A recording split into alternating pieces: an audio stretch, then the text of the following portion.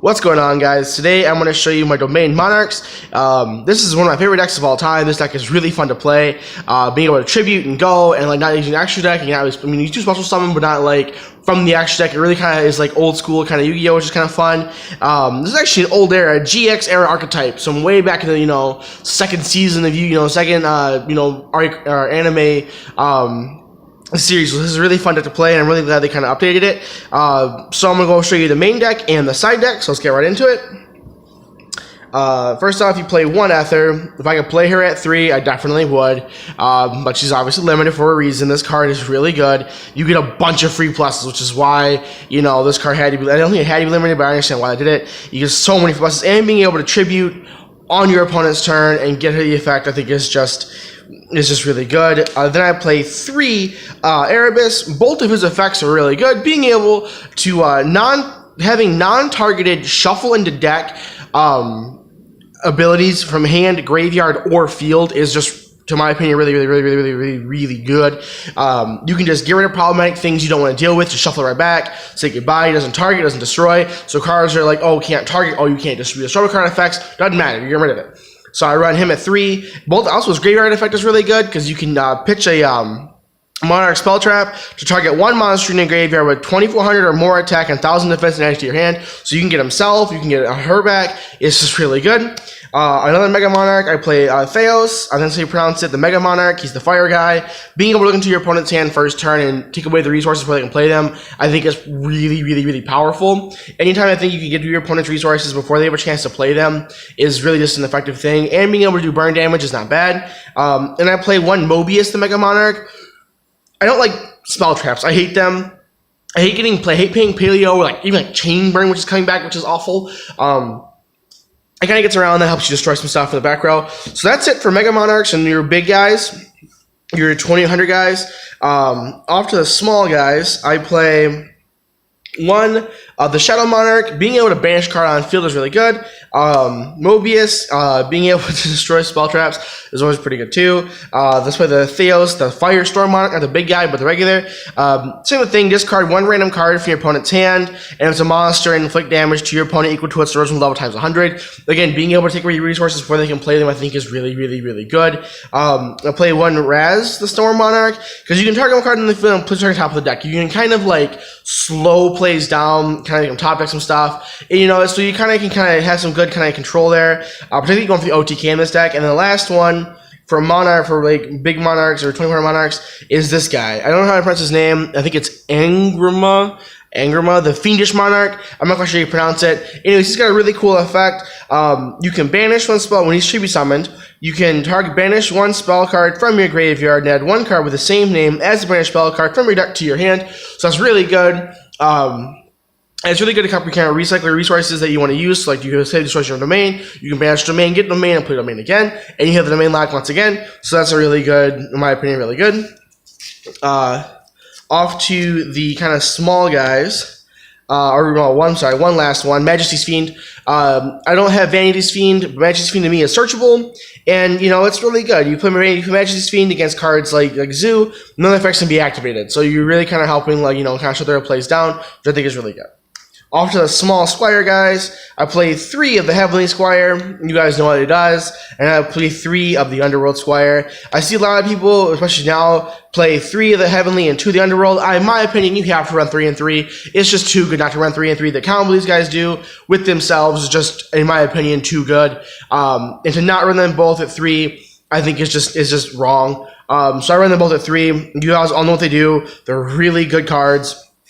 And when paired together in this, they kind of make the deck kind of go.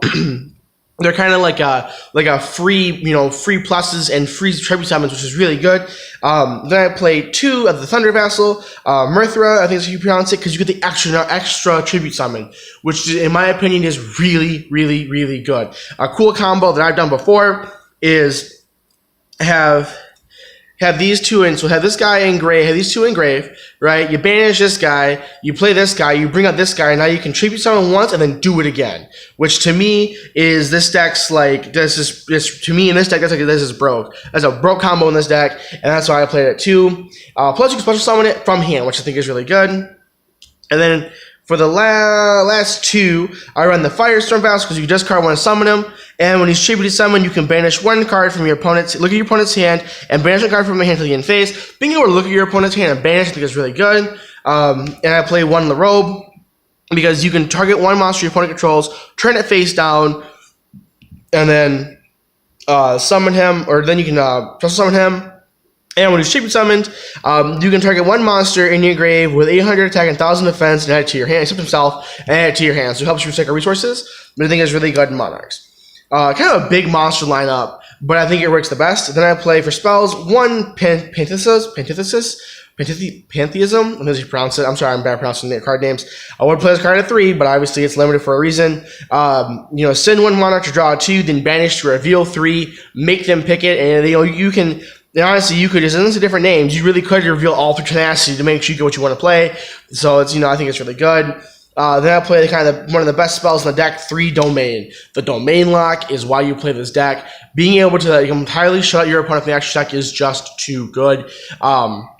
I had this against, I played DDDs one time, and I played the Domain Lock first turn against him, and then it was over. I had to play them back-to-back games with Domain Lock first turn, and he couldn't do anything. It was just over. I think it was really good. Then I play 3 Tenacity. He searches all of your spells and traps, which I think is really good. And he's really, he's searching for everything. And then I run the Floodgate card to March of the Monarchs. If you can get, a kind of a bigger field, if you can get Ether and then Edius on field, and then you have this card on field, you kind of have game sort of won. They can't target them, they can't destroy your cards. Anything tribute monsters you control can't be targeted or destroy with card effects, which is just, it's ridiculous. How are they going to get around those guys and then summon them from the deck to beat them with Domain? I think is really good. And then 2, Return to the Monarchs. Being able to search your Monarchs and play them is still really powerful, and that's why I play that. You guys know what it does. It's really good. Then the last Monarch spell is 1 Monarch Stormforth. If I could run 3, I would run 3. It's limited for a reason. You guys know what it does, and it really just can be really devastating against good matchups. Against, your opponent makes a great board, you activate that, and then just banish or, just tribute their stuff away, which is really good. Then for play 1 for 1, 1 Upstart, and 1 Double Summon. Double Summon in this deck is really good. It helps you if you kind of unbrick your hand a little bit. If you have that, if you have Double Summon and you have something you can't special summon, your normal summon, Double Summon, Tribute Summon, which is kind of a cool little thing you can do. That's why I play that. I don't think anything too spectacular or too special from the spell lineup. Then for traps, I want to play 3, 1 Prime Monarch, 1 Monarch's Erupt, and 1 Escalation of the Monarchs. And that's basically it for the main deck. You don't play any extra deck. You're playing Domain Monarchs. Up to side deck, I don't own a Vanity's Ruler, or a Vanity's Fiend, but I do own a Vanity's Ruler, which is a really kind of cheap card. It's not searchable, but if you read its effect, while this card is on the field, only your opponent can special summon monsters, which is really good. Being able to lock your opponent out of special summoning can really just destroy a lot of decks. I don't really run it main deck. I will side deck it sometimes. It is 2 tributes. It's non-searchable, so it's kind of like you luck into it. You draw sometimes, but you can't. But it's all right. I think it's really hard to run. Then I have 1 Grimog, the Mega Monarch. He's not as good as Mobius for destroying back row, but he can get the job done. And you do run an Earth Monster, so you can draw a card after that, which is kind of what you're after. You find yourself kind of clogging a little bit. You can drop Mobius, put him in, but I kind of wouldn't, but sometimes I have. Then I run 2 Chaos Hunter, side deck those. Being able to Imperial Iron Wall only your opponent is really good. You get to do a lot of your plays. A lot of times they can't, particularly against 2 King Dinosaurs. They can't banish or something from the ring guy out. That's kind of game. Then I run 2 Artifact Lancia.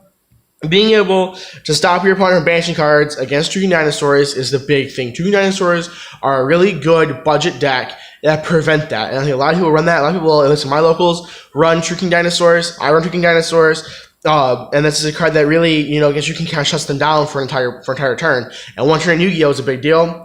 Then 1 Max C, it's the best hand trap in the game. 2 Flying C, to stop your zoo plays. And that's it for side deck monsters.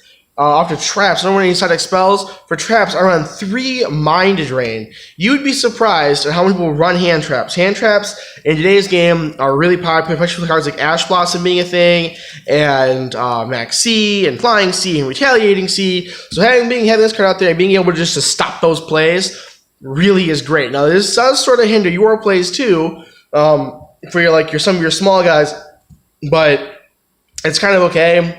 Because you're really probably gonna play this card after you have all your stuff summoned. Play that. Oh, hit the camera. I'm sorry. Hit that, and it's over. It's gone, which is really good. 1 Royal Decree. If you play Paleo, which is still a deck out there, even though it's kind of out of the meta, it's still a good deck. You hit that, and it kind of shuts them all down. It doesn't really stop their plays, but it does hinder their ability because you activate goes to grave, and it's kind of does that. 1 time Space Trap Hole. It's non-targeted shuffling, which is really good, and 1 Lost Wind. Because Lost Wind, recycles itself and kind of disrupts a lot of plays. And that's it for the deck. This deck is a ton of fun. I wish the stuff was still at 3. It's not at 3 for a reason. The deck had to be hit, but this deck is a ton of fun, like I was saying earlier. The deck is still very fun to play. You do brick. Oh, the bricks. And you can brick awfully. But the deck is a lot of fun to play.